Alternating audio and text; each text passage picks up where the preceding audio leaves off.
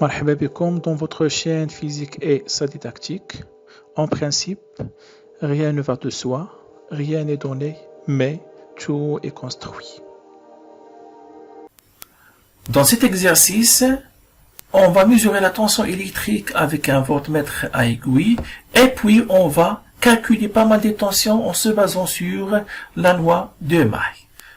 Tiens, je lis l'exercice. Alors, on considère le circuit électrique qui contient une pile de tension 12 volts. Remarquons que dans ce circuit électrique, j'ai la pile, un dipôle D1 qui est parallèle même à la pile et finalement j'ai un dipôle D2 et même une lampe L. Remarquons que D2 et L sont montés en série alors que l'ensemble D2 et L est monté en parallèle avec le T1 et même avec la pile. Donc, je lis les questions. Premièrement, tu précises le sens du courant électrique dans ce circuit. Dans ce cas, je te rappelle que il faut respecter même le sens conventionnel. Deuxièmement, tu représentes les tensions UPN, UAB, UBC et même UAD. Dans ce cas, je te rappelle que la représentation des tensions se fait avec des flèches. Troisièmement, avec un voltmètre à aiguille, on mesure la tension UBC.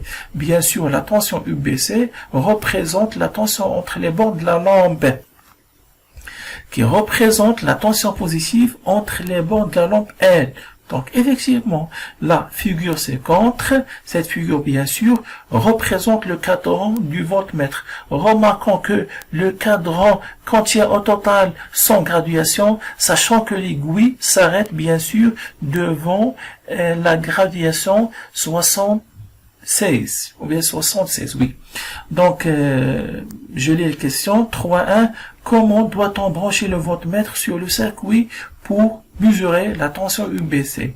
Bien sûr, dans ce cas, je te rappelle que, comme était le cas de l'ampère-mètre, la question qui se pose, est-ce que le montage sera en série ou bien en parallèle?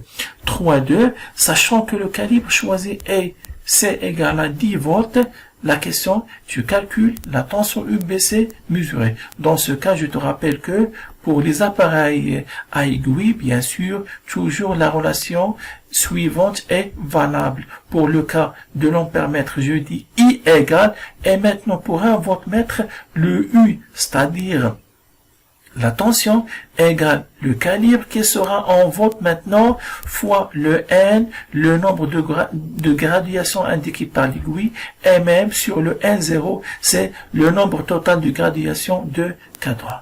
Question 3.3.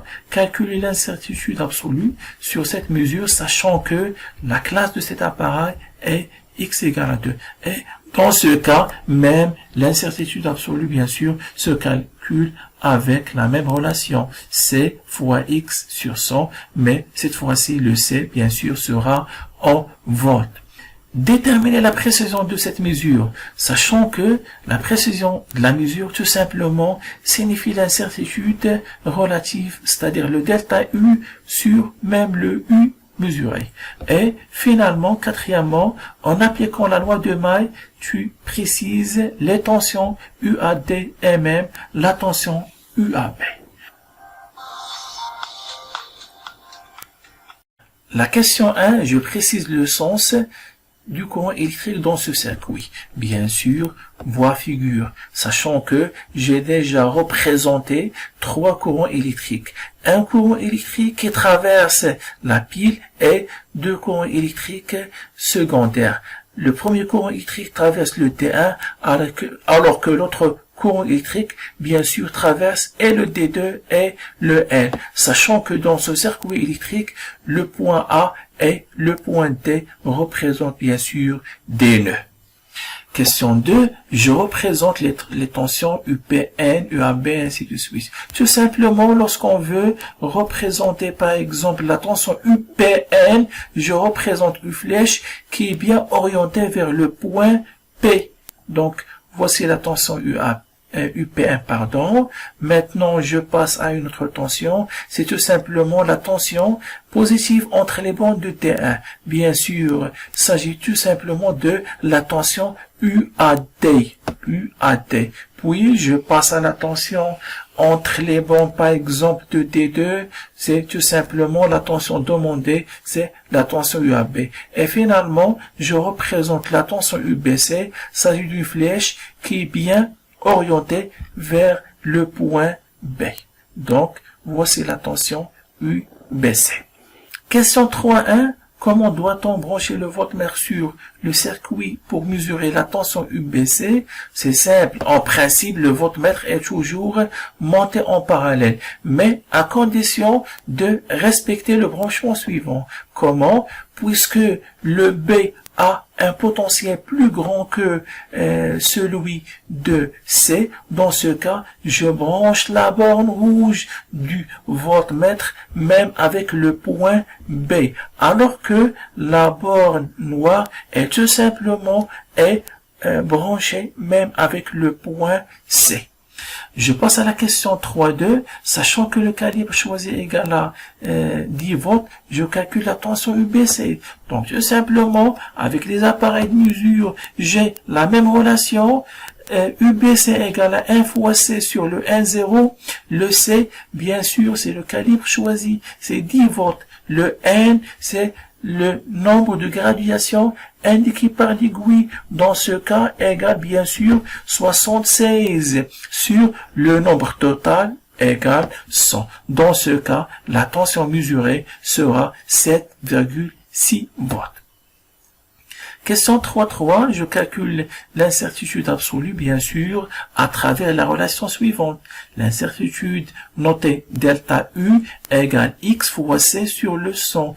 X, c'est la classe de l'appareil, égale dans ce cas 2 fois le calibre choisi, égale 10 volts sur 100. Donc, ça nous donne une incertitude qui est égale à 0,2 volts. Question 3.4, je précise la précision de cette mesure. Tout simplement, je calcule l'incertitude relative. Dans ce cas, j'ai delta U sur le U. Delta U, bien sûr, égale à 0,2, alors que le U égale 7,6. Donc, ça nous donne finalement 2,6 fois 10 à la puissance moins 2.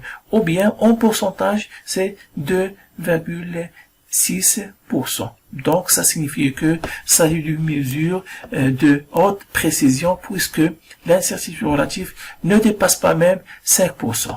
Finalement, pour la question 4, en appliquant la loi des mailles, je précise la tension UAD et même la tension UAB. Dans ce cas, premièrement, j'applique la loi de maille dans la maille PADN. Dans cette maille, je répète, dans cette maille, j'ai seulement 2 éléments électriques.